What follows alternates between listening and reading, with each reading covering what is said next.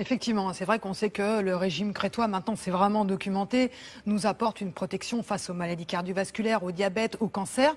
Mais avec l'huile d'olive, qui est l'élément phare quand même de ce régime crétois, on commence à y voir un peu plus clair, à mieux comprendre les mécanismes grâce à une étude qui a été publiée dans une revue d'oncologie qui fait autorité.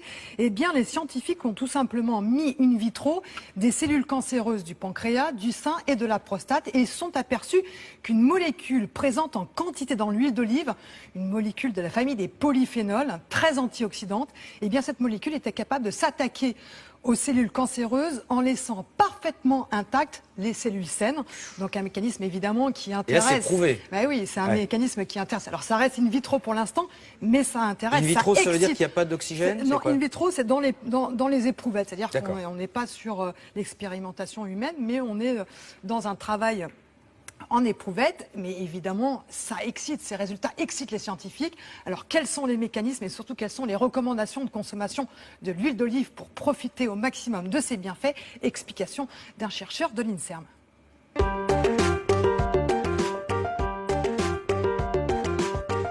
Cette nouvelle étude réalisée aux États-Unis vient de montrer que lorsqu'on ajoute à des cellules cancéreuses un des polyphénols présents dans l'huile d'olive, cela conduit très rapidement à la mort des cellules.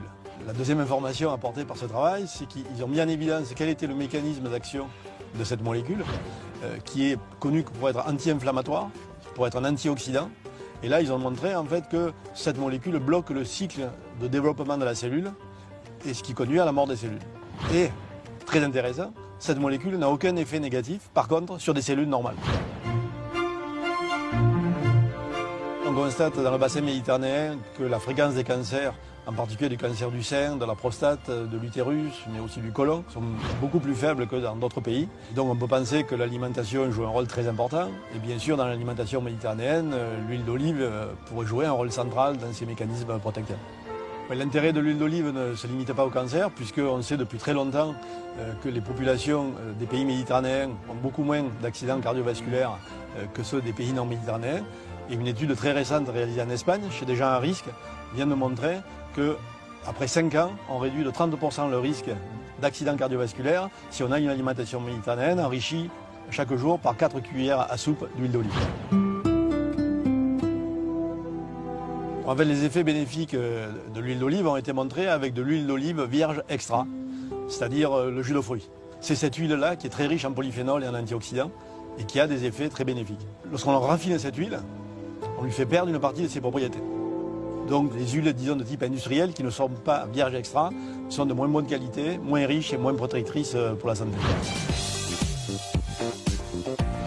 Donc pour bien utiliser l'huile d'olive, on peut l'utiliser sous forme d'olive, puisque les olives sont très riches en huile.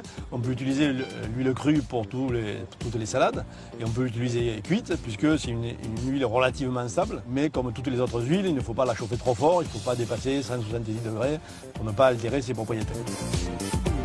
Vous me disiez, en fait, il ne faut pas mégoter sur la qualité de l'huile d'olive parce que les bonnes huiles d'olive peuvent être parfois assez chères. Enfin, oui, absolument. Et puis, il faut bien les conserver parce que vous pouvez avoir une huile d'olive de qualité, de très grande qualité que vous payez cher. Mais si vous ne la conservez pas bien, elle perd ses qualités. Déjà, il faut la conserver entre 15 et 18 degrés. Il n'est pas nécessaire de la mettre au réfrigérateur. Et surtout pas comme on voit là dans des trucs transparents. Donc, pas de réfrigérateur comme l'huile de noix. L'huile de noix est instable, on la met au réfrigérateur. S'agissant de l'huile d'olive, on peut la laisser entre 15 et 18 degrés. Ensuite, un récipient hermétique qui ne laisse pas passer la lumière parce qu'effectivement, cette lumière va attaquer, va oxyder les polyphénols et les pigments dont on a parlé hier. Donc, ça dégrade sa qualité. Et puis, pareil, pour l'oxygénation, il faut vraiment un récipient hermétique bien affermé pour que l'oxygène n'aille pas altérer ses qualités nutritionnelles. Voilà, il faut en profiter. 4 cuillères d'huile d'olive par jour, on l'a vu